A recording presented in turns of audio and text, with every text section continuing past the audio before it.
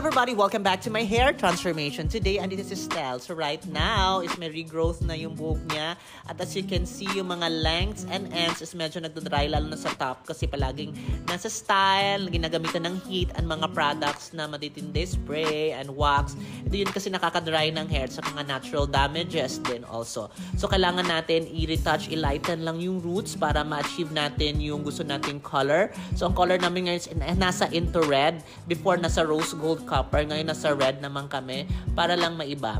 So after nito is kailangan din natin siyang i-strengthen yung hair niya ulit para mag-absorb siya ulit ng color. Kasi pag once na dry and porous na yung buhok, sinusukan lang niya yung color. So may ginagawa ako just to strengthen it up, to moisturize, and to tame the frizz also. Ang kailangan din sa mga ganitong color, like lalo pag fashion color, is kailangan maganda yung condition ng scalp din. Hindi siya nagda-dry, hindi din siya medyo nagda-dandruff kasi mahapdi kasi siya pag nag-scalp yung scalp.